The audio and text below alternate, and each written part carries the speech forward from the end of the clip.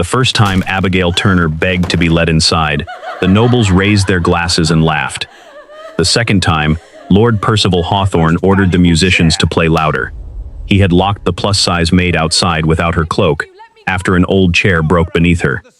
Although its leg was riddled with rot, Percival blamed Abigail's body, seized her wages, and announced that the cold might finally make her half the burden she had always been. By midnight, Abigail could no longer feel her fingers. Then a terrified child appeared beyond the hedges. 8-year-old Oliver Hawthorne stumbled through the snow in his nightclothes, calling Abigail's name. Before she could reach him, a gloved hand pulled the boy backward into the darkness. Abigail screamed and ran after him, but the manor doors remained locked. Minutes later, the household announced that Oliver was missing. Lord Percival blamed Abigail, but he did not know she had torn a silver button from the kidnapper's coat. The first time Abigail Turner begged to be let inside, the nobles raised their glasses and laughed. The second time, Lord Percival Hawthorne ordered the musicians to play louder. He had locked the plus-size maid outside without her cloak after an old chair broke beneath her. Although its leg was riddled with rot, Percival blamed Abigail's body, seized her wages, and announced that the cold might finally make her half the burden she had always been. By midnight, Abigail could no longer feel her fingers. Then a terrified child appeared beyond the hedges. 8-year-old Oliver Hawthorne stumbled through the snow in his nightclothes, calling Abigail's name. Before she could reach him, a gloved hand pulled the boy backward into the darkness. Abigail screamed and ran after him, but the manor doors remained locked. Minutes later, the household announced that Oliver was missing. Lord Percival blamed Abigail, but he did not know she had torn a silver button from the kidnapper's coat. The button lay buried in Abigail's clenched hand as she forced her legs through the deepening snow. "Oliver," she screamed. The wind swallowed his name. Beyond the hedges, branches snapped beneath the weight of ice. Abigail followed the narrow opening through which Oliver had disappeared, pushing between the thorny limbs until they tore at her sleeves and scratched her cheeks. Her full figure made the passage difficult, but she did not slow down. Somewhere ahead, a man grunted. Then came the unmistakable sound of a child being lifted from the ground. "Let him go." A dark shape moved between the trees. Abigail lunged forward and caught the back of the man's coat. The heavy fabric slipped through her numb fingers, but one of its buttons tore free. The kidnapper struck her shoulder with his elbow, sending her to her knees. Oliver cried out once. The man carried him toward the northern edge of the estate, where the hedges opened onto the old carriage road. Abigail struggled upright and followed, but the blizzard was erasing the tracks almost as quickly as they were made. She could still see Oliver's bare feet dragging across the snow. Beside them were the deeper prints of a large man, whose right boot landed at a slight outward angle. Then both sets of tracks vanished beneath the fresh marks of narrow carriage wheels. A vehicle had been waiting beyond the northern gate. Abigail reached the iron fence and seized its bars. The gate appeared closed, but its chain hung loosely around the latch. Someone had cut it and arranged the broken links to look intact from a distance. On the other side, the carriage tracks disappeared into the white darkness. Abigail turned toward the manor and shouted until her throat burned. The orchestra continued playing. Golden light glowed behind the tall windows. Through the glass, she could see men and women dancing beneath crystal chandeliers. No one looked toward the courtyard. No one heard Oliver's cries. Lord Percival's guests were warm, well-fed, and protected from the storm, while the true heir to Hawthorne Manor was being carried away through a gate that was supposed to be sealed. Abigail ran back toward the house. She struck the servant's door with both fists. "Open it, please. Master Oliver has been taken." No one answered. She moved to the kitchen entrance, then the conservatory doors. Every lock held. Her hands had become so numb that she could no longer feel the wood beneath her palms. At last, the manor bell rang. The music stopped. Shadows moved quickly behind the windows. A woman screamed from the upper floor, and moments later the front doors opened.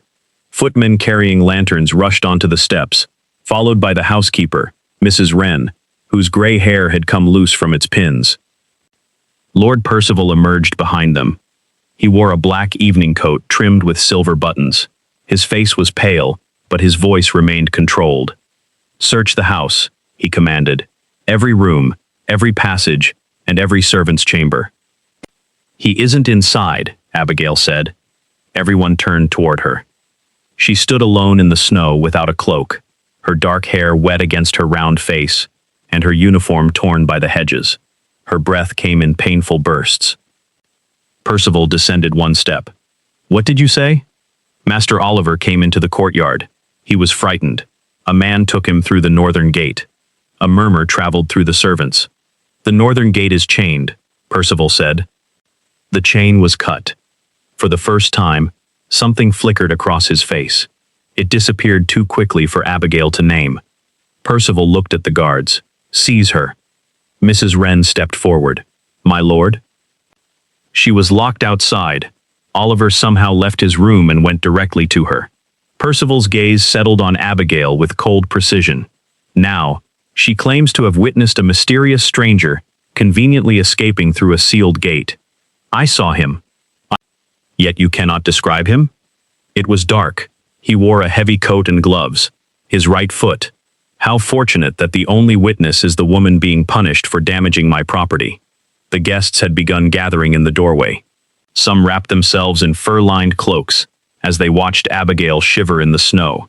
Lady Beatrice Collingwood, who had laughed loudest when the chair collapsed, whispered something to the woman beside her. Both smiled. Abigail looked from one face to another. "Oliver was calling my name because he knew I was outside," she said. "He came to help me." Percival's expression hardened. "Or, because you lured him there." The accusation struck harder than the kidnapper's elbow. Abigail had cared for Oliver since the death of his parents 2 years earlier. She had sat beside him during thunderstorms, mended the stuffed fox he refused to sleep without, and secretly carried food to the library whenever Percival punished him by withholding supper. Oliver trusted her, because she had never treated his kindness as weakness. Now that trust was being turned into evidence against her. 2 guards took her by the arms. "You must search the northern road," Abigail pleaded. The carriage had narrow wheels. The left one dragged slightly. "Hurry, before the snow covers everything." Percival did not move. "You seem to have noticed a remarkable amount in the darkness," he said. "I notice things because no one notices me." Silence settled over the steps. Percival's jaw tightened. He ordered the guards to take her to the old coal room and hold her there until the magistrate arrived. Only then did he send 4 men toward the northern gate, but he instructed them to search on foot, without horses. Abigail understood at once how much time they would lose. As the guards pulled her toward the servants' entrance, she slowly opened her frozen hand.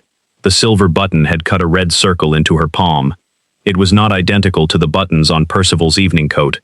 This one was older and heavier, its surface engraved with the image of a running stag beneath 3 stars. Abigail had polished buttons bearing that symbol before. They belonged to the ceremonial coats worn by members of the Hawthorne winter hunt. Only 4 such coats remained inside the manor, locked in a glass cabinet in the gun room. That afternoon, Abigail had cleaned the cabinet herself. All 4 coats had been there, and one of them had been missing a button. Abigail closed her fingers around the button before the guards could see it. They dragged her through the servants' entrance, leaving wet streaks across the stone floor.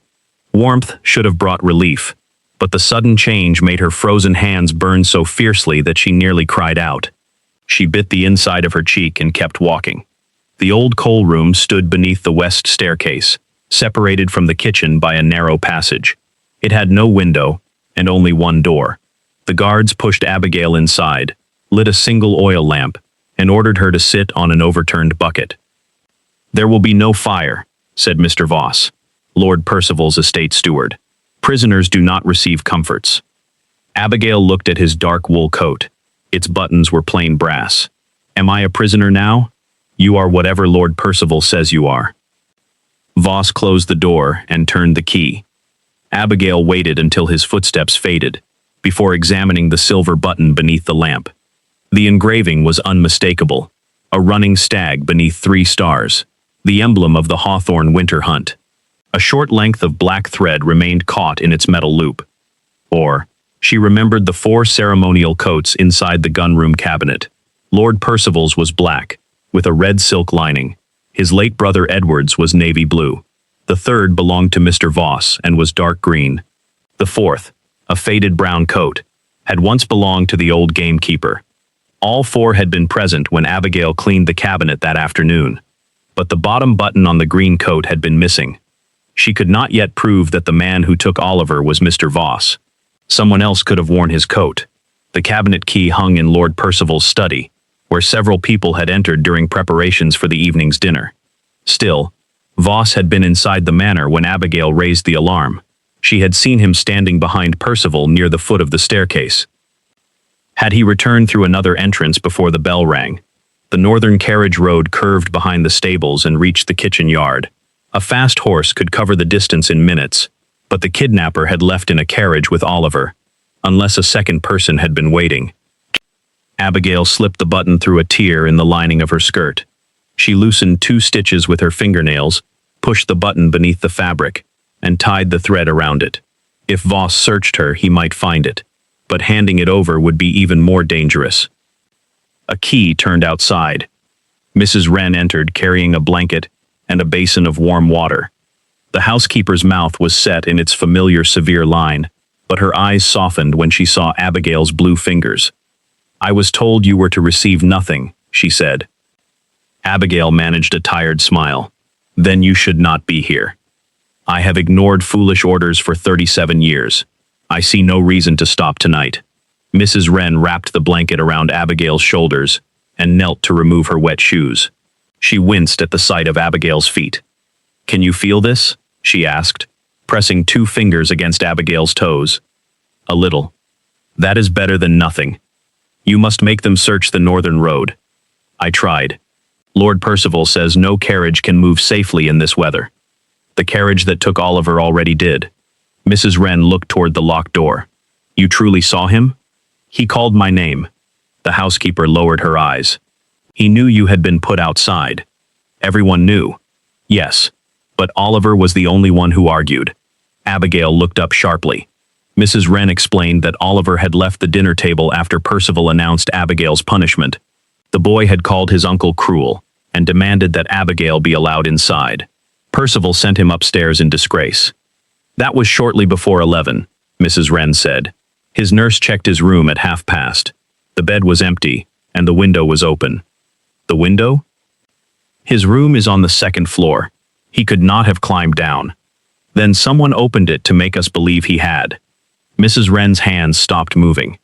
Abigail remembered Oliver's thin nightclothes and bare feet. He had not dressed himself to leave the manor. Someone had taken him from his room and brought him downstairs. Yet when he appeared beyond the hedges, he had been running freely. Perhaps he had escaped from the kidnapper for only a few moments. "Why would he call for you instead of the guards?" Mrs. Wren asked. "Because he trusted me." It was the simplest answer, and the most dangerous. Oliver's trust had already cost Abigail once. 3 months earlier, he had knocked a silver compass from Percival's desk while trying to retrieve a letter that had belonged to his mother. Abigail found him crying over the broken glass. She claimed she had damaged it while dusting, knowing Percival would strike the boy if he learned the truth. Percival deducted 2 months of her wages. Abigail had accepted the punishment without exposing Oliver. She used what remained of her money to buy medicine for Elsie Ward, the youngest scullery maid, who had developed a fever. For 6 weeks, Abigail lived mostly on bread and kitchen broth. The household called her greedy because of her body. None of them noticed how often she gave her meals away. Mrs. Wren had noticed. "You protected Oliver before," the housekeeper said quietly. "Percival knows it." Abigail met her gaze. Then, perhaps I was not locked outside because of the chair. The thought settled between them. The chair leg had been rotten, but its collapse had created the perfect public excuse to isolate Abigail. Percival had taken her cloak, ordered the doors locked, and made certain the entire household saw her as a humiliated servant deserving punishment.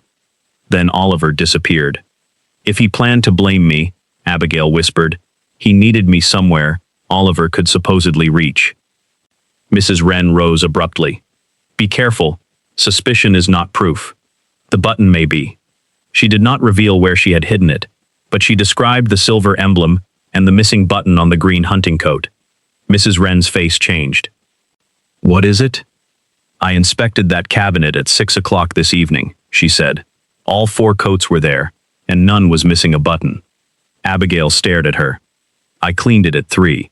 The green coat was already missing its bottom button. Then someone replaced it between 3 and 6, or replaced the entire coat. Footsteps sounded in the passage.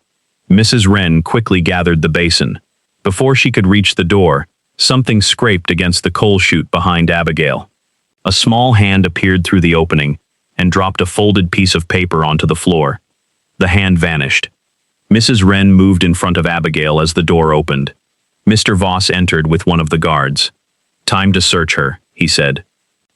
Abigail covered the paper with her shoe. Voss ordered her to stand. The guard removed the blanket and searched her apron, sleeves, pockets, and shoes. Abigail held herself still, while his hands moved dangerously close to the hidden button in her skirt lining. He found nothing. When the men finally left, Mrs. Wren locked the door behind them, using the key they had carelessly left in the outer lock. Abigail bent down and retrieved the paper. It was written in Elsie's uneven handwriting. Master Oliver came to the kitchen before dinner. He told me to give you this if anything happened to him. Beneath Elsie's message was a second line, written by Oliver himself. Abigail. Mr. Voss moved my traveling trunk to St. Ormond's hunting lodge. Uncle Percival says, I will not need it after tonight. Abigail read Oliver's message twice, then handed it to Mrs. Wren. You must keep this. The housekeeper folded the paper into a square, no larger than a coin, and slipped it beneath the stiff band of her cap. If they search me, they will find it. They already searched me. They will not expect the evidence to leave with you. Mrs. Wren hesitated, then nodded.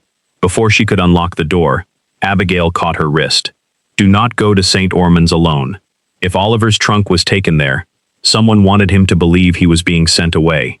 That does not mean he is still there. Then what do you intend to do from inside a locked coal room? Listen, until someone says more than they should. Mrs. Wren left with the basin, and Abigail remained on the bucket beneath the thin blanket. The storm pressed against the manor, like a living creature. Every few minutes, footsteps hurried through the passage, but none continued toward the northern road. Percival was keeping the search inside the house, where he already knew Oliver would not be found. Near 3 in the morning, the door opened again. Mr. Voss entered, carrying a tray with a cup of water. Drink. Abigail looked at the cup, but did not touch it. Mrs. Wren already brought me water. Lord Percival wishes you to remain healthy enough to answer questions. Voss placed the tray on a crate. As he turned, the lamplight fell across his boots. His left foot pointed forward. His right rested at a slight outward angle. Abigail remembered the footprints beside Oliver's tracks, and felt the blood drain from her face. A crust of pale clay clung to the edge of Voss's right heel. The paths around the manor were covered with dark garden soil, but the northern carriage road crossed a strip of white clay near the abandoned lime quarry. Voss noticed her looking and pulled his foot into shadow. Something troubles you? Master Oliver is still missing, and yet you appear more interested in my boots. Abigail raised her eyes to his. They are wet for a man who has been inside all evening. Voss smiled without warmth. I inspected the stable yard after the alarm. The stable yard has black gravel. His smile disappeared. He stepped closer, until his shadow covered her. You have survived in this house because people consider you harmless. Do not make the mistake of correcting them. The threat confirmed more than a confession might have. Abigail kept her expression gentle and lowered her gaze, as if frightened into submission. Voss waited, perhaps expecting another question. When none came, he left the water untouched and locked her in again. Abigail did not drink it. At dawn, 2 guards escorted her upstairs. The storm had weakened, but gray snow still struck the windows. Servants lined the main corridor, while the remaining guests gathered in the drawing room. Percival stood beside the fireplace, with Magistrate Alistair Crowe, a narrow-faced man wearing a travel cloak dusted with snow. Mr. Voss remained near the writing desk. His boots had been cleaned. On the table lay Abigail's sewing basket, several letters. her small wooden savings box, and the stuffed fox she had mended for Oliver. Every possession had been taken from her room. Abigail Turner, the magistrate began. Lord Percival has made serious allegations against you. Percival lifted a folded letter. This was found beneath her mattress. He handed it to Crow, who read aloud. Meet me in the courtyard, after the household sleeps. I will take you somewhere your uncle can never find you. Bring no coat and tell no one. A shocked murmur moved through the room. The note was signed with Abigail's name. Mrs. Wren stood among the servants, her face carefully blank. Abigail knew Oliver's true message remained hidden beneath the housekeeper's cap. I did not write that letter, Abigail said. The handwriting appears to match the household inventories you copied last month, said Voss. He placed one of the inventories beside the note. At first glance, the writing looked identical. The same rounded letters, the same narrow spaces, and the same downward curve at the end of Abigail's name. Someone had practiced carefully. She lured the boy outside, Percival declared. When her accomplice took him, she invented the story of a stranger to protect herself. Why would I call for help if I planned his disappearance? Because the boy escaped before your accomplice reached the carriage. You feared he would expose you. It was a clever lie, because it used the truth Abigail had reported, and twisted every detail against her.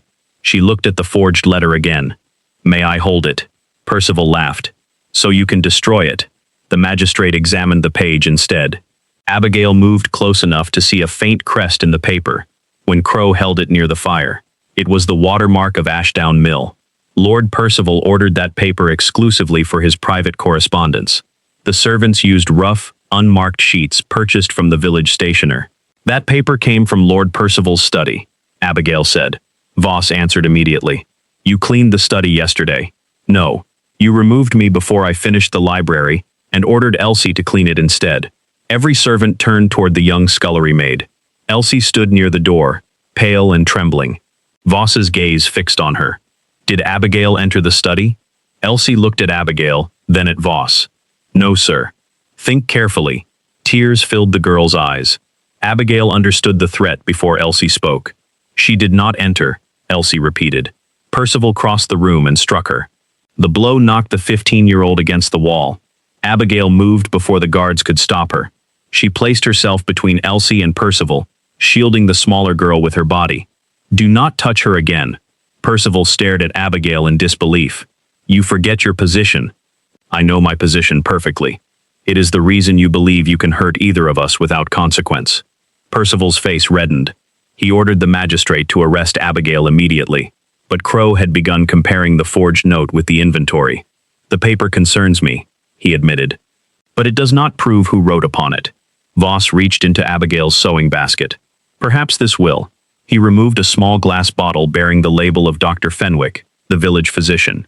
Sleeping drops, he announced, found among her belongings. Abigail had never seen the bottle before.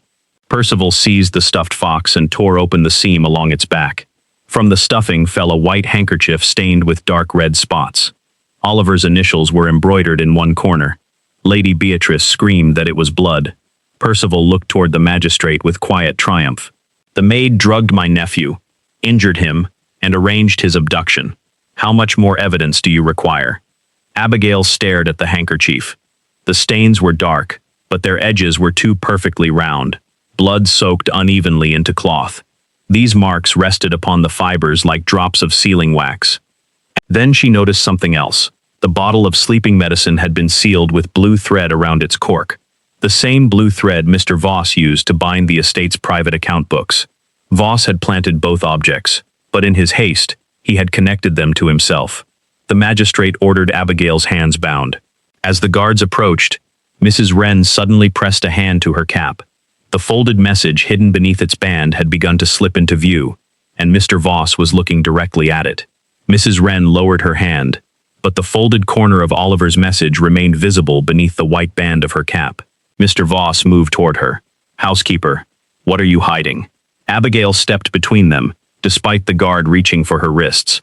She is not hiding anything. She is about to faint. Mrs. Wren understood immediately. Her knees buckled, and she collapsed against Elsie, knocking a tray from a nearby table.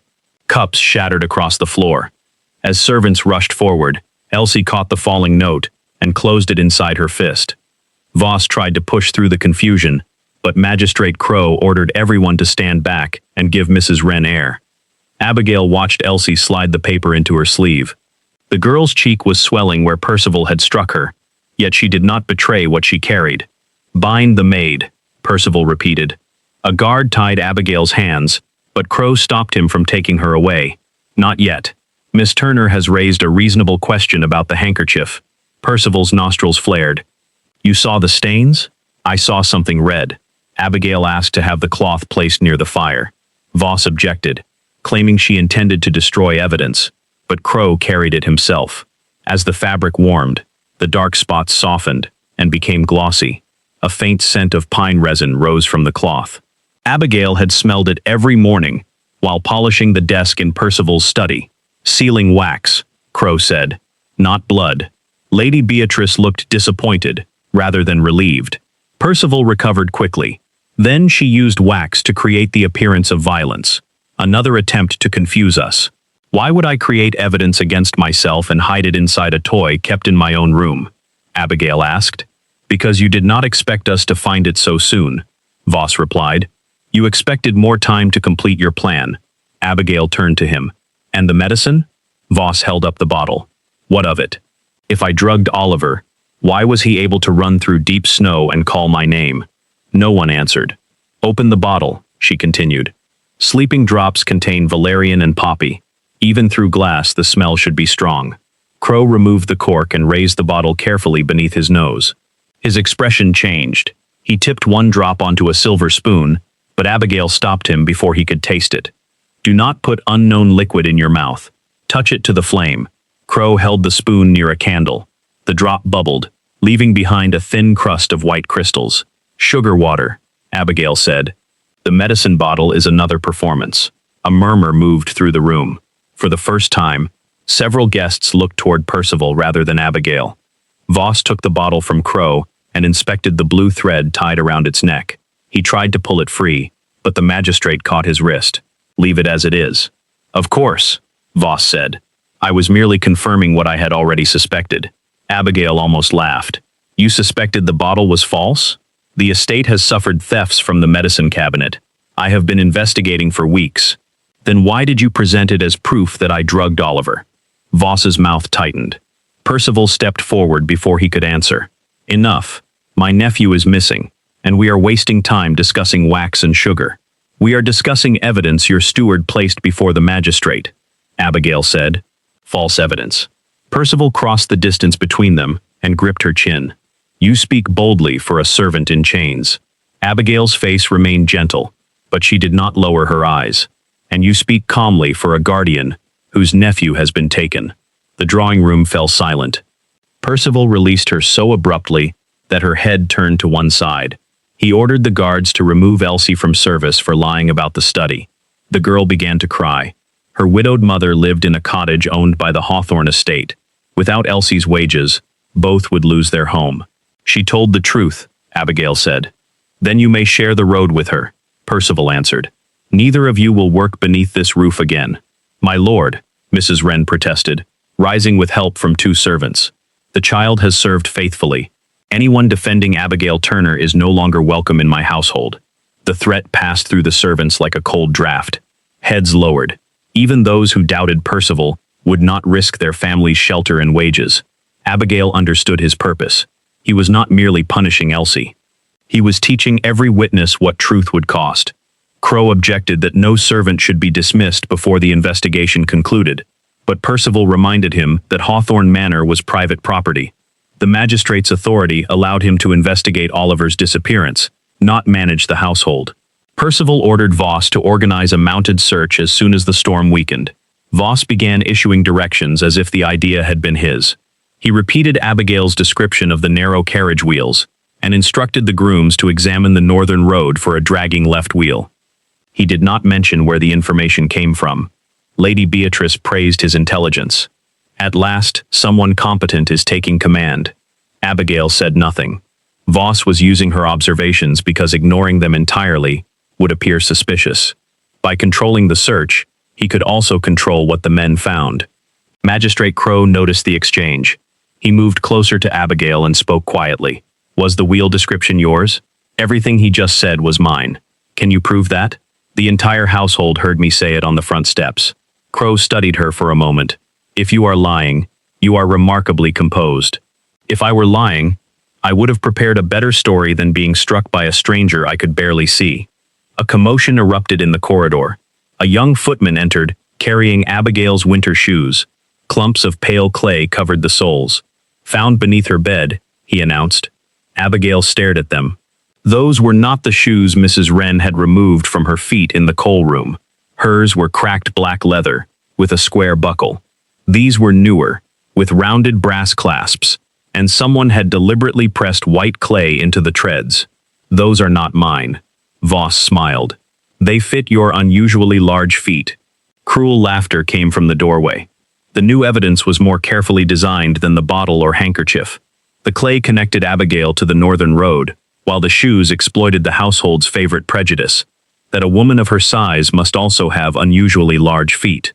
Crow ordered the shoes preserved, but Percival declared the matter settled. Abigail would remain confined until daylight, when she would be taken to the village jail.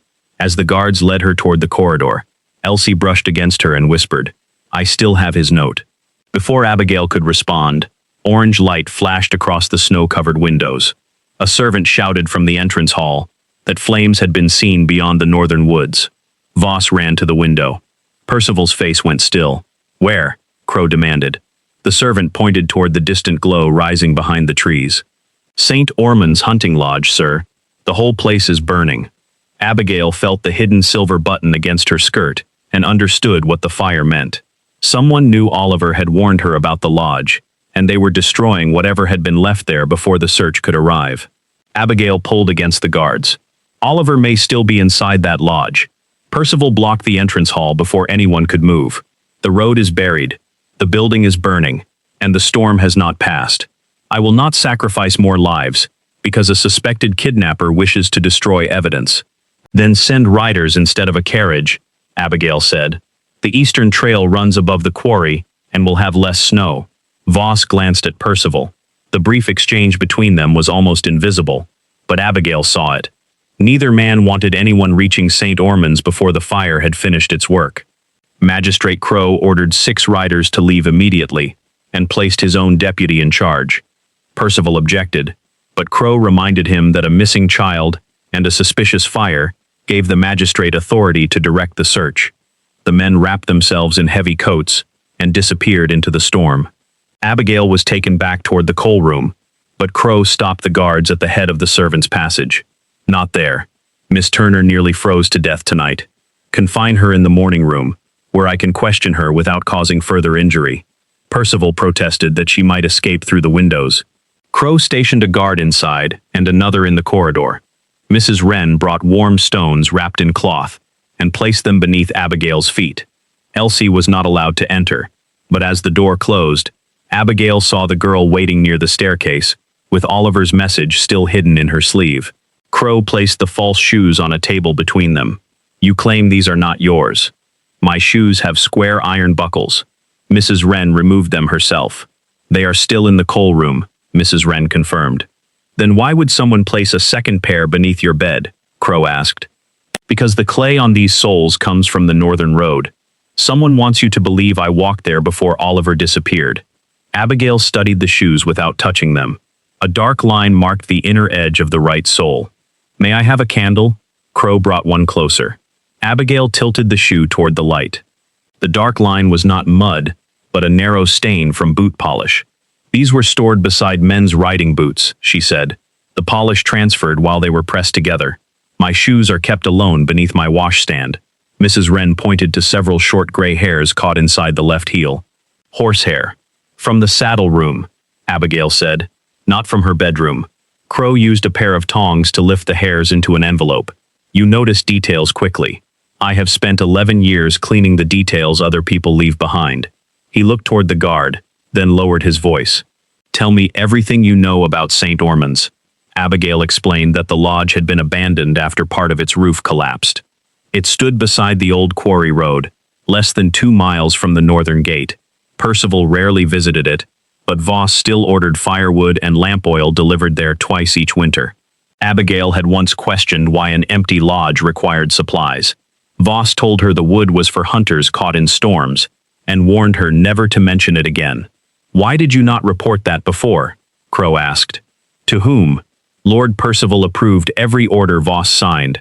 The magistrate absorbed the answer without defending the men. Mrs. Wren glanced toward the corridor, and then removed Oliver's message from her sleeve. "There is something else."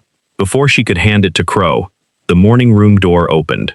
Percival entered with Voss and Lady Beatrice. "Private conferences with the accused?" Percival asked. "How unusual." Crow held out his hand to Mrs. Wren. "Give me the paper." She obeyed. Percival's eyes moved across Oliver's handwriting as the magistrate read the message aloud. Instead of appearing surprised, Percival gave a sad smile. "A desperate forgery. It was delivered by Elsie," Abigail said, "who claims Oliver wrote it before dinner." Voss stepped into the corridor and called for the girl. Elsie entered with her shoulders hunched. Her swollen cheek had turned purple. "Did you see Master Oliver write this?" Crow asked. "Yes, sir. In the kitchen. Was anyone else present?"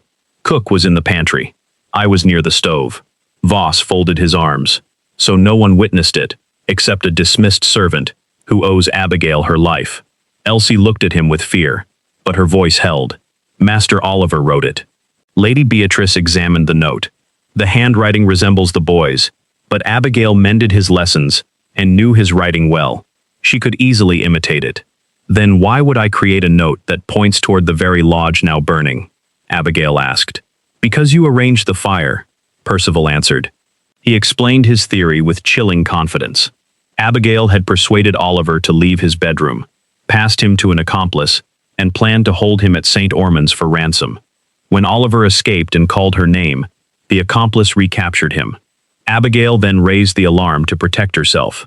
The fire, Percival claimed, had been prepared in advance to destroy evidence if the plan failed. She knew the storm would delay us, he concluded. The flames began only after she was safely inside and surrounded by witnesses. Crow did not accept the theory, but neither could he dismiss it. A timed fire was possible.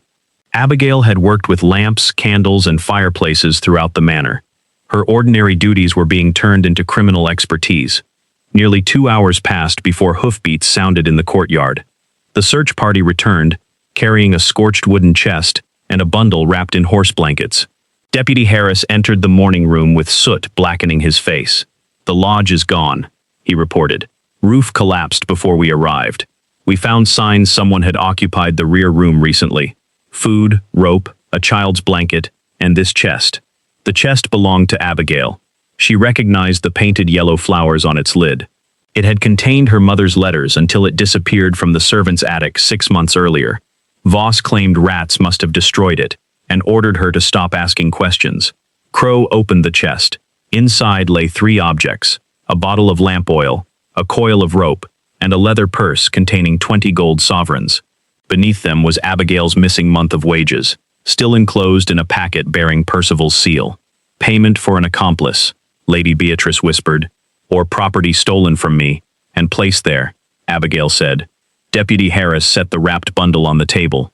"We also found this near the rear door." He pulled back the blankets. Oliver's white nightshirt lay inside, its collar dark with blood. Mrs. Wren covered her mouth. Abigail stepped closer, but Percival caught her arm. "Do not touch it." She examined the garment from where she stood. The blood was real this time. Its metallic smell cut through the smoke. A tear ran from the shoulder to the collar, and one of Oliver's small pearl buttons was missing. Percival turned toward Crow. "My nephew's blood. Her chest, her wages, and the oil used to burn the lodge. Arrest her for kidnapping and attempted murder." The magistrate's expression became grave. He ordered the guard to secure Abigail's wrists. She did not resist. Her attention remained fixed on the nightshirt. She had dressed Oliver for bed many times after he fell asleep in the library. His nightshirts fastened down the front with 5 pearl buttons sewn in a straight line. This garment had 6 buttonholes, and a faint laundry mark had been cut from the inside of its collar. Someone had soaked another child's nightshirt in blood and tried to pass it off as Oliver's. The torn shoulder was not evidence that Oliver had been injured. It was evidence that whoever framed Abigail did not know which clothes the boy actually wore. Before the guard could take her away, she looked directly at Magistrate Crow. Ask Percival how many buttons are on his nephew's nightshirts." Crow turned toward him. Percival opened his mouth, glanced at the garment, and answered, 6. Mrs. Wren's eyes widened. Abigail felt the first spark of hope since Oliver vanished. "There are 5, she said. "There have always been 5. So either Lord Percival has never once noticed the child he claims to love, or he already knew that nightshirt was not Oliver's." Percival's lips tightened. "I was mistaken about the buttons. Unlike a servant, I do not spend my nights dressing children. Yet you were certain enough to identify this garment as your nephew's," Crow replied. Mrs. Wren approached the table despite Voss ordering her back.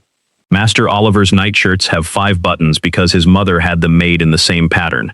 I have supervised his wardrobe since he was born." She turned the false garment inside out and showed the magistrate the rectangular hole where its laundry mark had been removed. This did not come from Hawthorne Manor. Percival dismissed the discrepancy as insignificant. He argued that the kidnappers could have changed Oliver's clothing, but Abigail pointed out that his theory depended upon her arranging the entire crime. "If I wanted everyone to believe this belonged to Oliver, why would I choose the wrong garment?" Voss answered that criminals made mistakes. "So do men planting evidence," Abigail said. Crow instructed Deputy Harris to preserve the nightshirt separately from the chest. He refused Percival's demand for an immediate murder charge because no body had been found and the garment's identity remained uncertain. Abigail would stay in custody for suspected abduction, but the investigation would continue. Percival walked toward the window, concealing his anger, until a violent concussion shook the glass. The chandelier trembled. Somewhere beyond the manor, a second, smaller blast rolled through the valley. Guests screamed and servants ran into the corridor.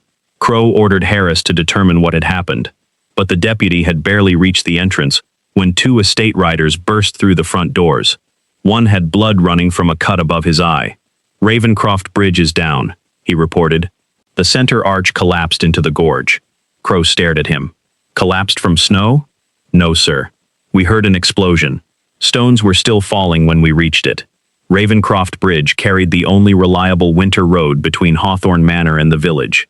The quarry trail was too narrow for a carriage, while the southern marsh road disappeared beneath floodwater every winter. Without the bridge, the estate was cut off from the magistrate's office, the railway, and the nearest military post. Percival immediately ordered all gates closed. "The kidnappers may still be on the grounds. If they intended to remain here, they would not destroy the easiest road out," Abigail said. "Unless they are not trying to keep themselves inside. They are trying to keep help outside." Voss seized upon her words. How would a household maid understand the purpose of an explosion? Abigail looked at the soot on Deputy Harris's cloak. "My father worked at the Belmore quarry. I know what blasting powder smells like." The deputy raised a sleeve to his face and detected the bitter trace of sulfur. "She is right. Convenient," Percival said. "The accused woman has knowledge of explosives, and now our bridge has been destroyed." Abigail understood the new trap before he finished speaking. Every useful skill she possessed could be presented as evidence of guilt. She knew the estate roads because she carried supplies. She understood lamp oil because she cleaned the lamps. She could recognize blasting powder because her father had been a quarryman. Percival intended to make competence itself look criminal. Crow refused to accept another accusation without physical evidence. He ordered the riders to bring back debris from the bridge and search for footprints near both approaches. He also sent men to inspect the telegraph line that followed the road toward the village. One returned within 20 minutes. "Wire has been cut in 3 places," he said. "Poles were felled across the western path." A deeper fear moved through the manor. The missing child was no longer the only emergency. Hawthorne Manor contained nearly 80 people, including servants, guests, and guards. Food was plentiful, but several elderly guests required medicine from the village. Lady Beatrice's mother had a weak heart. One footman had broken his arm during the search, and the deputy burned his hand at St. Ormond's. If the isolation continued, injuries that should have been manageable could become fatal. Percival called everyone into the great hall and announced that he would assume complete command until the roads reopened. He ordered the weapons cabinet unlocked, doubled the guards at every entrance, and forbade servants from moving between floors without written permission. Then he declared that Abigail had likely arranged the bridge explosion with accomplices to prevent Oliver's rescue. "She will be taken to the East Tower," he announced. "No one will speak to her without my consent. She remains my prisoner, not yours," Crow said. "And you are now trapped on my property," Percival replied. The two men stared at each other across the hall. Crow still held legal authority, but most armed guards received their wages from Percival. Open confrontation could place everyone in greater danger. He agreed that Abigail would be confined in the tower, provided one of his deputies guarded the door. As the men prepared to take her away, Mrs. Wren asked permission to inspect the false nightshirt once more. Crow allowed it. The housekeeper held the fabric against the tall windows, where gray daylight passed through the cut section of the collar. Tiny needle holes surrounded the missing mark. "This was not a name sewn directly into the cloth," she said. "It was a separate label." "Can you identify the shape?" Abigail asked. Mrs. Wren traced the holes. A crown above the letters S and J. Elsie, standing at the back of the servants' group, gasped. St. Jude's Home. Every month, Hawthorne Manor donated worn linens and clothing to St. Jude's orphanage in the village. Mrs. Wren prepared the bundles, but Voss arranged transportation. 3 weeks earlier, the orphanage returned several garments that were too damaged to use. Voss claimed he had burned them. One of those bundles contained boys' nightshirts, Mrs. Wren said. Voss's composure faltered. "Are you suggesting I memorized every rag carried through this estate?" "I am suggesting you had access to this one," Abigail replied. Percival ordered the discussion ended. The guards took Abigail upstairs, through a narrow corridor, and into the east tower. The chamber contained a wooden bed, an empty fireplace, and one window overlooking the snow-covered gorge. From there, she could see the broken bridge and the river far below. Deputy Harris locked himself inside with her, rather than leave her alone with Percival's men. His burned hand had begun to blister. Abigail tore a clean strip from the inner edge of her apron, soaked it in cold water, and wrapped his injury. "You are accused of kidnapping a child, burning a lodge, and destroying a bridge," Harris said. "Yet you are treating the man assigned to guard you. Your pain does not become less real, because mine is greater." Harris studied her with an expression she had not seen from any noble that night: shame. Before he could respond, shouting rose from the courtyard. Men were carrying someone through the gates on a makeshift stretcher. The injured man wore the gray uniform of the railway telegraph service. Snow and blood covered his face. Crow and Mrs. Wren hurried outside as the stretcher passed beneath Abigail's window. The telegraph worker seized Crow's coat and forced out a few words before losing consciousness. Harris opened the window to hear. A black carriage crossed the bridge before it exploded. Crow called up. The worker saw a child inside. Abigail gripped the stone sill. Was the child alive? Crow looked down at the unconscious man, then back toward the tower. He was striking the window and calling for help. Oliver had survived the lodge. He had survived the false blood and the fire. But the carriage had crossed Ravencroft Bridge before it was destroyed, which meant he was no longer trapped on the estate. He was somewhere beyond the gorge, while every road Abigail could use to reach him had been deliberately cut away. Abigail watched until the stretcher disappeared beneath the entrance arch. "Bring the telegraph worker here," she told Harris. "Percival will hear everything if Crow questions him downstairs." Harris hesitated. "I cannot move a wounded witness on a prisoner's order." "Then ask the magistrate whether he wants the man who destroyed the bridge to learn what the witness saw." Harris looked through the window at the guards gathering below, then left the tower. 20 minutes later, he returned with Crow, Mrs. Wren, and 2 men carrying the unconscious worker on a narrow door removed from its hinges. His name was Jonah Price. A deep cut crossed his forehead, but Mrs. Wren found no fracture beneath it. Abigail cleaned the wound while Crow waited beside the bed. When Jonah opened his eyes, he panicked and tried to rise.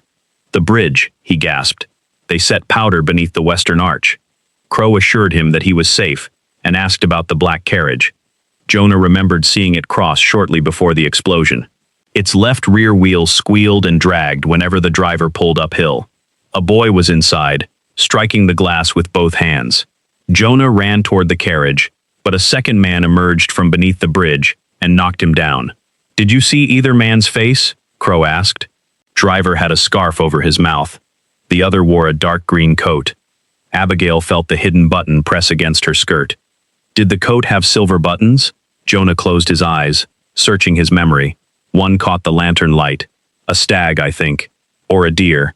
Abigail asked Harris to cut the 2 stitches in her skirt lining. He retrieved the silver button and placed it in Crow's palm. She explained where she had torn it from the kidnapper and why she had hidden it from Voss. Crow turned the button over, studying the black thread. "You withheld evidence from a magistrate." "I withheld it from the man wearing the coat it came from. Until tonight, I had no reason to believe you could protect it." Crow accepted the rebuke. He sealed the button in an envelope and gave it to Harris, ordering him not to surrender it to anyone else. Mrs. Wren then showed him Oliver's message. Together, the note, the button, and Jonah's testimony formed the first chain of evidence that did not depend solely upon Abigail's word. Yet none revealed where Oliver had been taken after the carriage crossed the bridge.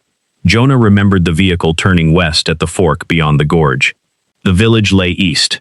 The western road led toward abandoned farms, the Wexley freight station, and, 12 miles farther, the coast. "Did you hear them say anything?" Abigail asked. Jonah shook his head at first. Then his fingers tightened around the blanket. The man beneath the bridge shouted at the driver. He said they had to reach Wexley before the mail train. Crow checked his watch. It was nearly 8 in the morning. The westbound mail train stopped at Wexley at 11:40 and continued to the port. Once Oliver reached the coast, he could be placed aboard any ship sailing under a false name. They had less than 4 hours. Harris pointed toward the ruined bridge. "We cannot take horses across the gorge." "There is another crossing," Abigail said. Every face turned toward her. 2 miles south of Ravencroft Bridge stood the remains of an old watermill. Its main bridge had washed away years ago, but a maintenance walkway still crossed above the mill race. Estate workers used it during summer to reach the southern orchards. In winter, the wooden boards became dangerously slick, and Percival prohibited servants from using it. "Can it carry horses?" Crow asked. "No, only people. If the storm has not torn it down. Then even if we cross, we will be 12 miles from Wexley on foot." Abigail pictured the land beyond the gorge. "The Bell Farm is less than a mile from the mill. They keep draft horses. Will they lend them to us?" "They will lend them to me." Years earlier, when Percival raised the Bell's rent after a failed harvest, Abigail had carried food from the manor kitchen to their children. She had done it one basket at a time, hiding the supplies beneath laundry, because Voss inspected every outgoing cart. When she was caught, Percival deducted another month's wages and ordered her to scrub the courtyard stones through the night. The Bells had never forgotten. Mrs. Wren left the tower to obtain dry clothes for Abigail and quietly inspect the gunroom cabinet. She returned with Elsie, who carried a ledger beneath her apron. The girl had stolen it from Voss's office while the steward supervised the bridge search. "I knew the blue thread," she said. "He uses it on the books he does not allow anyone else to touch." The thread binding the ledger matched the strand tied around the false medicine bottle.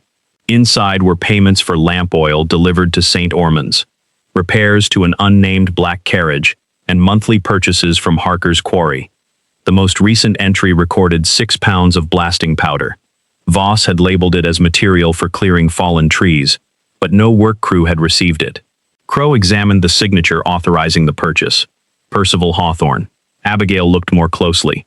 The signature resembled Percival's, but the final stroke bent sharply upward. She had seen that same flourish on the forged note supposedly written in her hand. "Voss copied both signatures," she said. "He practiced mine on the inventories, and Percival's in this ledger." "That could mean Voss acted without Percival's knowledge," Crow warned. "Or it could mean Percival wanted every crime to lead back to Voss if something failed." They needed proof tying Percival directly to the plan. Abigail remembered his claim that Oliver would not need his trunk after that night, but only the child had heard it. If they rescued Oliver, his testimony could expose both men. If they failed, Percival would sacrifice Voss and retain the estate. Mrs. Wren had also inspected the ceremonial coats. The dark green one was back inside the cabinet. A new silver button had been sewn to its lower edge with black thread, but the stitching was crude and fresh. One old button remained loose inside the pocket, along with a sliver of pale clay. Voss had returned the coat after the kidnapping and attempted to repair it before the search began. Crow now had enough evidence to arrest the steward, but Abigail urged him to wait. "If Voss fails to report to Percival, they will know we discovered the plan. Whoever has Oliver may change course or kill him." Crow agreed. They would leave quietly through the laundry passage, cross the mill walkway, and borrow horses from the Bell farm. Harris would accompany them. Mrs. Wren and Elsie would remain behind, replace the ledger with a similar book, and make Percival believe Abigail was still locked in the tower. The plan placed everyone at risk. Mrs. Wren would lose her position. Elsie and her mother could be driven from their cottage. Crow could be accused of helping a prisoner escape. Abigail could barely stand on her injured feet, yet none of them withdrew. Mrs. Wren gave her a wool dress, thick stockings, boots, and a brown servant's cloak. "These belonged to me when I was younger," she said. "They may be tight." Abigail put them on without complaint. The cloak would not close fully across her body, but it covered her torn uniform and protected her shoulders. Before leaving, she knelt beside Jonah. "Did you see anything else?" The injured man opened his eyes. There was a symbol painted beneath the carriage window, black bird with a crown. Crow recognized it as the mark of Aldrin Shipping Company, which transported wealthy passengers from Wexley to the coast. Percival owned shares in the company. The link was not proof, but it narrowed their destination. Abigail, Crow, and Harris descended the laundry stairs and slipped through the drying yard, while snow concealed them from the tower guards. They reached the southern woods without raising an alarm. The old mill stood ahead, half buried beneath ice. Its maintenance walkway remained in place, a narrow line of rotten boards suspended above the gorge. Abigail stepped onto the first plank. It groaned beneath her weight. Harris offered to cross first and test the boards, but she shook her head. "You do not know which ones were replaced last summer." She moved carefully, placing each foot where the supporting beams ran beneath the snow. Halfway across, a rifle cracked from the trees behind them. The plank beside Abigail's boot exploded into splinters. Lord Percival's guards had discovered their escape. Crow drew his revolver and fired toward the trees, forcing the guards behind the ruined mill wall. "Keep moving," he shouted. Abigail placed her next step over a beam hidden beneath the snow. Another rifle cracked, and the rope railing snapped above her shoulder. The walkway lurched sideways. Harris caught the remaining rope with his uninjured hand, while Abigail dropped to one knee. Far below them, black water rushed between walls of ice. "Go back," one of Percival's guards called. "The magistrate has no authority to remove the prisoner. He has enough authority to shoot anyone firing at him," Crow answered. Abigail crawled toward the next support beam. The boards trembled beneath her, but she remembered which sections the mill workers had repaired during the previous summer. Percival had refused to purchase new timber, so the men reinforced only the sections directly above the stone pillars. Abigail guided Harris toward those points, while Crow backed across behind them. A bullet struck Harris in the upper arm. He gasped and nearly fell, but Abigail wrapped both arms around his waist and pulled him onto the western bank. Crow crossed last.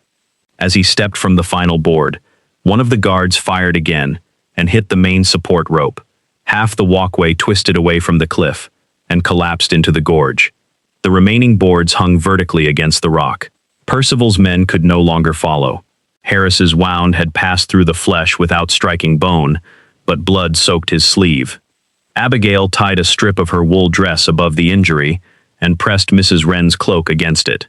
"Can you walk?" she asked. "Can you?" Harris looked at her swollen feet. "Oliver does not have time for either of us to complain." They continued through the woods toward the Bell farm. The farmhouse appeared behind a line of snow-covered apple trees, its chimney sending a thin thread of smoke into the morning sky. Thomas Bell opened the door, holding a hunting gun, but lowered it when he recognized Abigail. His wife brought Harris inside and cleaned his wound, while Abigail explained what had happened. Thomas's expression darkened. "Hawthorne riders came before sunrise. Said Lord Percival required every healthy horse for the search." "Did they take all of them?" Crow asked. "All except Juniper. She is too old for their liking." Juniper was a broad gray farm mare with cloudy eyes and a slow gait, but she knew the western road. Thomas hitched her to a wooden sleigh and gave them blankets, food, and a short-barreled shotgun. His wife tried to persuade Harris to remain behind, but he refused. "If Percival's men return and find me here, they will punish this family." Abigail understood. Every person who helped her was placing a home, livelihood, or life in danger. She promised the Bells that if they succeeded, Percival would never control their land again. If they failed, she could promise nothing. The sleigh moved slowly across the frozen fields. Crow drove, while Harris lay beneath the blankets, conserving his strength. Abigail watched the road. Near the western boundary, she spotted two parallel grooves beneath the new snow. One was smooth, the other broke every few feet, where a damaged wheel dragged across the ground. The black carriage came this way. Crow stopped the sleigh. Abigail climbed down and followed the marks to a fork. The main road continued toward Wexley, while a smaller track curved south toward an abandoned brickworks. The carriage had taken the Wexley road. Beside its wheel marks were hoofprints from two horses. One animal's left rear shoe had a triangular notch at the heel. Abigail had seen that mark in the Hawthorne stable yard. It belonged to a black gelding named Bishop, supposedly too lame to leave its stall. Percival's men had not brought in an outside carriage. They had used horses and equipment hidden on the estate. The trail strengthened as they approached Wexley. At 11:30, the station's clock tower appeared above the trees. Steam from the waiting mail train darkened the sky.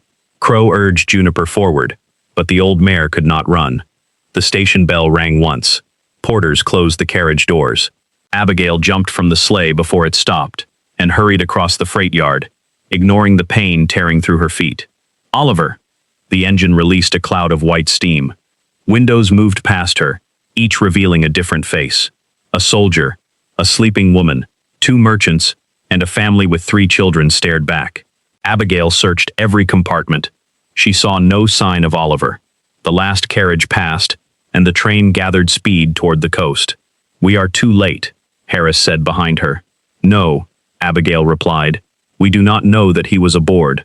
She crossed the yard toward a black carriage standing beside the freight warehouse. Its left rear wheel leaned inward, and the Hawthorne gelding Bishop remained between the shafts. A stable blanket covered the painted symbol beneath the window, but Abigail pulled it away and revealed a black bird wearing a crown. The Aldrin shipping emblem matched Jonah's description. The carriage door stood open. Inside lay Oliver's silver locket and one small wool sock. Crow searched beneath the seats while Harris questioned the station master. The man claimed the carriage had arrived less than 20 minutes earlier. 2 men carried a large traveling trunk toward the private platform, but he never saw a child. "Which train did they board?" Crow asked. "Couldn't say. Lord Percival's steward ordered me to keep my distance." Voss's voice came from behind them. "And you should have obeyed." Armed men emerged from the freight warehouse and the station office. Several wore the uniforms of Aldrin shipping guards. Others were Hawthorne estate workers whose families depended upon Percival. Voss stood in the center, dressed in a brown traveling coat with plain buttons. Crow raised his revolver, but one of the men pressed a gun against Harris's wounded shoulder. The deputy's face went white. "Put it down," Voss said. Crow placed the weapon in the snow. Abigail reached for the shotgun inside the sleigh, but 2 guards seized her before she could touch it. Voss searched Harris and found the envelope containing the silver button. He then took the private ledger from Crow's coat. "You stole estate property, helped a prisoner escape, and assaulted Lord Percival's guards," he said. "Magistrate Crow, your career has ended." He carried the evidence to a brazier used by the porters and dropped both the ledger and the sealed envelope into the flames. Abigail watched the paper curl around the silver button. The black thread burned away, and the metal disappeared beneath the glowing coals. "Where is Oliver?" she demanded. "Beyond your reach. The mail train will deliver him to the coast, and a ship will carry him somewhere no English court can find him. I watched every passenger carriage. He was not there. He was hidden inside a trunk." For one terrible moment, Abigail pictured Oliver sealed in darkness without enough air. She struck Voss across the face with her bound hands. A guard hit her from behind, forcing her to the ground. Voss wiped blood from his lip and ordered all 3 prisoners locked inside the freight warehouse. Percival wanted her returned alive, he told the guards. He said nothing about returning her unharmed. They dragged Abigail, Crow, and Harris into a windowless storage room. Voss removed Crow's watch and announced that the mail train had already passed the final junction. Even if they escaped, they could never catch it before the coast. The door slammed, and a heavy bar dropped into place outside. Harris sank against a stack of crates. Crow searched the walls for another exit, while Abigail remained near the door, replaying every detail of the station yard. Voss's explanation sounded convincing, but the snow told a different story. She had seen Oliver's locket inside the carriage. She had seen the sock, yet she had not seen any footprints leading from the carriage toward the private platform. The snow there was untouched, except for the boots of two grown men. Near the rear of the warehouse, however, she had noticed a line of small prints. The left heel contained the same crescent-shaped nick she had seen in Oliver's tracks outside Hawthorne Manor. Those prints led behind the warehouse toward the abandoned brickworks. Voss had destroyed the ledger and taken their weapons, but he had made one critical mistake. Oliver had never been placed on the train. Abigail told Crow about the footprints leading toward the brickworks. "Then Oliver may still be within half a mile," he said. "That does us little good from inside this room." Harris examined the lock while Abigail searched the stacked freight. Most crates contained wool, machine parts, or bottled cider. Near the rear wall stood several empty trunks identical in size to the one station workers claimed had been carried toward the train. Abigail pushed one aside and discovered a square loading hatch in the floor. It was secured by an iron pin driven through two brackets. Crow tried to pull it free, but rust held it in place. Harris removed the brass buckle from his leather belt and wedged its narrow end beneath the pin. His injured arm shook, so Abigail took hold of the belt and pulled, while Crow pressed down on the buckle. The pin rose a fraction. They repeated the movement until it scraped free and rolled across the floor. Beneath the hatch, a wooden chute descended into a storage cellar. Crow climbed down first. Harris followed, with Abigail supporting his wounded arm. The opening was narrow against her shoulders and hips, but she turned sideways and lowered herself carefully, rather than waste time forcing her body through. The cellar led to an exterior coal door whose lower hinge had rotted away. Crow kicked the weakened panel outward, and they emerged behind the warehouse. Snow continued to fall, preserving the line of small footprints Abigail had noticed. Oliver's tracks passed between two abandoned rail cars and followed a brick wall toward the old kilns. The left heel left a crescent-shaped mark with every step. Beside it ran two larger sets of prints. One belonged to Voss. The right foot turned outward. The other had deep square heels, like those worn by Aldrin guards. Abigail followed the trail to a roofless brick shed beside the tallest kiln. Voices came from inside. A man complained that Voss should have taken the boy with him. Another said the child was too loud, and that the train story would keep the magistrate looking in the wrong direction. Crow picked up a length of broken timber. Harris could barely lift his injured arm, and they possessed no firearm. Abigail studied the shed. A rusted iron cart stood on a sloping track above its rear wall, loaded with discarded bricks. The brake lever was held by a wooden peg. She whispered her plan, then circled toward the track while Crow approached the front entrance. "County magistrate," he called. "Come out with your hands visible." One guard appeared with a pistol. The second remained inside with Oliver. When the armed man saw Crow was empty-handed, he laughed and aimed at his chest. Abigail pulled the wooden peg. The iron cart rolled down the track, gathering speed before crashing into a pile of barrels beside the shed. Bricks exploded across the yard. Startled, the guard fired toward the noise. Crow struck his wrist with the timber and knocked the pistol into the snow. Harris seized it with his uninjured hand. Inside the shed, the second man grabbed Oliver around the neck and dragged him toward the rear opening. Abigail blocked his path. He looked at her rounded, gentle face and made the same mistake everyone in Hawthorne Manor had made. He assumed she would move if he threatened her. "Stand aside, woman." Abigail remained still. "Let the boy go." The guard shoved Oliver forward and reached beneath his coat. Abigail caught the child against her body and turned, shielding him as Harris fired into the roof. Dust and broken tiles rained down. The guard froze. Crow entered and placed the recovered pistol against his back. Oliver clung to Abigail's waist, trembling so violently that she could feel it through her cloak. His face was bruised, and one bare foot had been wrapped in a strip torn from the false nightshirt. "I tried to reach you," he whispered. "I know." She knelt and held him until his breathing slowed. "You did nothing wrong." Oliver looked at Crow and began explaining what had happened. After Percival sent him upstairs, Voss entered his room and said Abigail had collapsed in the snow. Oliver followed him through the servants' staircase because he believed she needed help. At the courtyard hedge, another man seized him. Oliver escaped briefly and called Abigail's name, but Voss caught him before she reached them. They took him to St. Ormond's, where he heard Voss arguing with Percival in the next room. Percival ordered the steward to leave the false evidence at the lodge, burn the building, and move Oliver across Ravencroft Bridge before dawn. "Are you certain it was your uncle?" Crow asked. "I saw him through the crack in the wall. He wore his black evening coat. He said everyone would believe Abigail killed me, because nobody believes servants." Oliver had more than testimony. At the lodge, Percival used his private seal on a set of shipping papers. After Percival left, Oliver pulled one discarded page from the fire before Voss returned.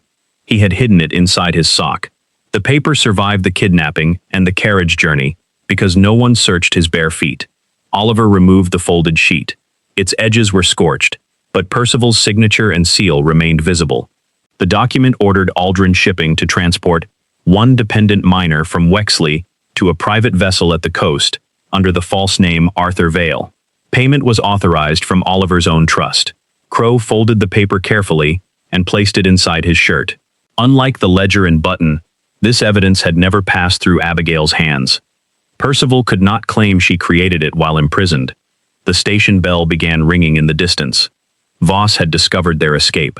Crow took the captured guards back to the freight yard, where porters and railway workers had gathered. When the station master saw Oliver alive, he immediately turned against Voss. Transporting a kidnapped child through railway property could cost every employee his position and bring the crown down upon Aldrin Shipping. The workers surrounded Voss's armed men and refused to let them leave.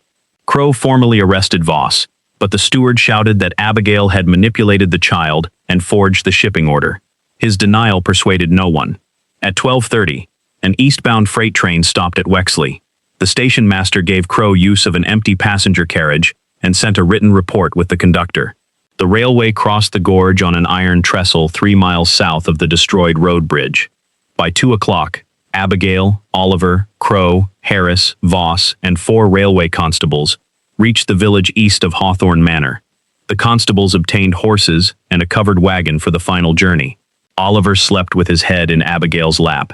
She remained awake, watching Voss across the carriage. His confidence had returned.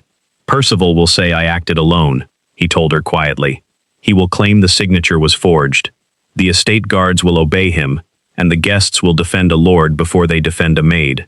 "Then why do you look frightened?" Voss glanced toward Oliver. "A child's memory is unreliable. Not when the criminals leave documents to support it." Voss leaned closer. "Percival will destroy you before that paper reaches a court." Abigail looked down at the gentle boy sleeping against her. "He has already tried." When they approached Hawthorne Manor, they saw carriages gathered in the front courtyard. Percival had summoned local landowners, clergy, and household guests into the great hall. He was preparing to announce that Oliver was presumed dead and that Abigail had murdered him. Mrs. Wren and Elsie had been placed under guard near the servants' staircase. Lady Beatrice stood beside Percival as he addressed the crowd.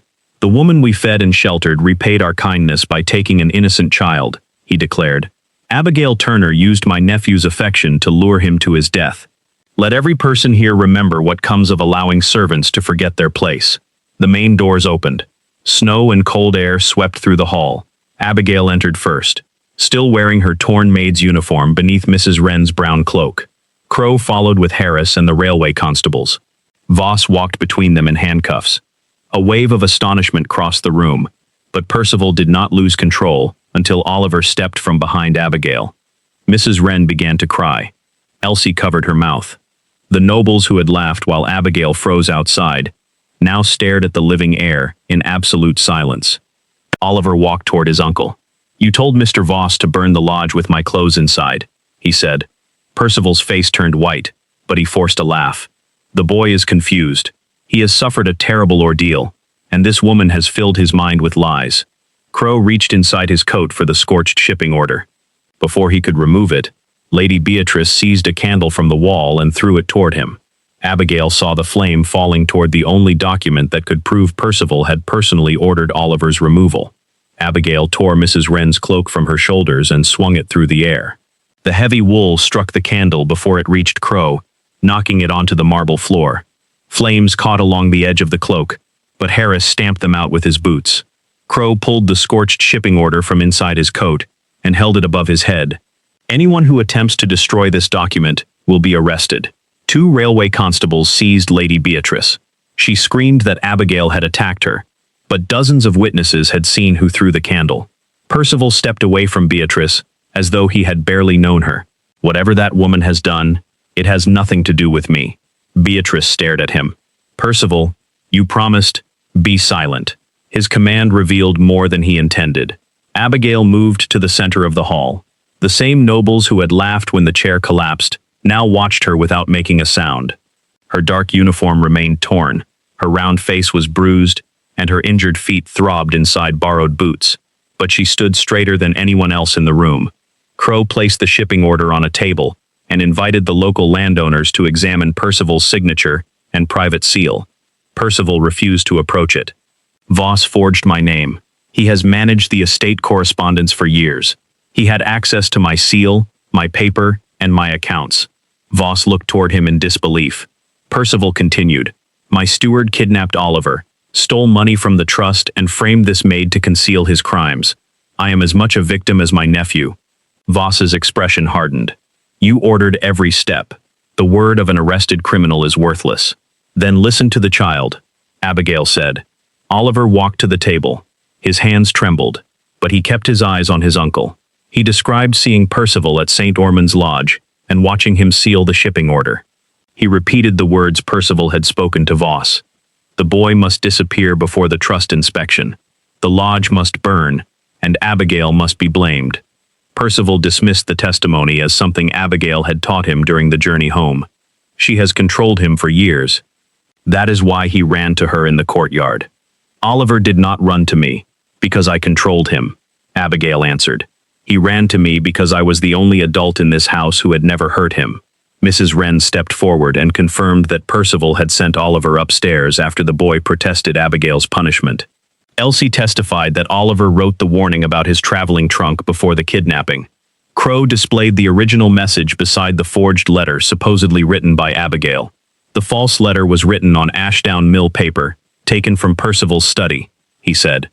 The true message was delivered before the crime and identified St. Ormond's Lodge. Percival again blamed Voss. Abigail allowed him to finish before asking the constables to bring the false medicine bottle, nightshirt, and planted shoes from Crow's evidence case. One by one, she explained the chain. The bottle contained sugar water and was tied with the same blue thread Voss used on the private estate ledgers. The red stains on the handkerchief were sealing wax from Percival's study. The nightshirt came from St. Jude's orphanage, whose returned clothing had been handled by Voss. The shoes found beneath Abigail's bed had been stored in the saddle room, and pale quarry clay had been deliberately pressed into their soles. Voss planted the objects, Abigail said, but he did not design the story. Percival gave a contemptuous smile. And how could a clumsy servant know that? Because you told us. His smile faded. Abigail held up the false nightshirt. When this garment was presented, you identified it as Oliver's before anyone examined it. When I asked how many buttons his nightshirts carried, you answered 6. This one has 6. Oliver's real nightshirts have 5. You knew the number on the false garment because you had seen it before it was planted. Percival opened his mouth, but no answer came. You also ordered me locked outside before Oliver was taken, Abigail continued. The broken chair gave you the excuse. You needed Oliver to know I was in the courtyard, so he would follow Voss downstairs when told I was hurt. You needed me outside, so the household would believe I had lured him there. And you needed everyone laughing at my body before the crime began, because you believed their contempt would make any accusation against me easy to accept. The nobles lowered their eyes. Lady Beatrice began struggling against the constables. He told me the maid would be dismissed, nothing more. He said the chair and the jokes were only meant to keep everyone watching her. Who weakened the chair? Crow asked. Beatrice pointed at Percival. He had Voss move it from the attic. He knew the leg was rotten. Percival called her a liar. Then Voss laughed bitterly. She is telling the truth. You chose Abigail because the boy trusted her, and because you thought no noble would believe a fat maid over a Hawthorne. He confessed that Percival had lost thousands of pounds through failed shipping investments. Oliver's trust prohibited him from selling the northern forest or borrowing against the estate. A formal inspection scheduled for the following week would expose the missing money. Percival planned to send Oliver abroad under a false name. declare him dead after sufficient time, and inherit control of the remaining property. Voss agreed to help in exchange for enough money to flee England. When Oliver escaped at the hedges, their careful plan began to collapse. The false evidence grew more desperate with every hour. Crowe asked Voss who ordered the destruction of Ravencroft Bridge. Percival. He wanted the estate isolated until the mail train departed. The telegraph worker's testimony, the quarry purchases, and the shipping order supported the confession. Percival looked toward the doors, calculating the distance. Then he seized Oliver by the shoulder and drew a small pistol from inside his evening coat. Several women screamed. "Stand back," he shouted. Abigail did not move. She saw that Percival's hand was shaking, and that Oliver stood directly between him and the constables. "You will not shoot him," she said. "You need him alive as your shield. Do not test me. You have mistaken kindness for weakness all night. Do not make that mistake again." Abigail looked at Oliver. "Do you remember what we practiced during thunderstorms?" The boy nodded. Abigail counted softly. 1, 2, 3. Oliver dropped to the floor. Harris struck Percival's wrist with his uninjured arm, and the pistol fired into the ceiling. Crowe tackled Percival before he could recover. The constables dragged him to his feet and locked iron cuffs around his wrists. No one in the hall spoke as the master of Hawthorne Manor was led toward the entrance. At the doors, Percival looked back at Abigail with hatred. She stood beside Oliver, wearing the same maid's uniform in which he had humiliated her. "You are still only a servant," he said. "Yes," Abigail replied. And a servant uncovered everything a nobleman tried to hide. The doors opened, and Percival was taken into the snow without his cloak. Lady Beatrice and Voss followed under guard. In the weeks that followed, the Crown removed Percival as Oliver's guardian and froze every account he had controlled. The shipping order, witness testimony, and financial records recovered from Aldrin Shipping led to charges of kidnapping, fraud, attempted murder, and destruction of public infrastructure. Voss cooperated with investigators, but still received a prison sentence. Lady Beatrice was charged with conspiracy and attempting to destroy evidence. Abigail was cleared publicly before the same landowners who had witnessed her accusation. Her stolen wages were restored, along with compensation taken from Percival's personal accounts. Elsie and her mother received permanent possession of their cottage. The Bells' unfair rent increases were cancelled, and Mrs. Wren returned as housekeeper. Oliver was placed under the protection of an independent guardian until he came of age. He asked Abigail to remain at Hawthorne Manor. She accepted the position of senior housemaid, not because she lacked the ability to become something else, but because she refused to let people like Percival define the dignity of her work. She remained full-figured, gentle-faced, and quietly observant. The only thing that changed was the way the household looked at her. On the first clear evening after the storm, Abigail walked through the great hall. No one laughed. No one whispered.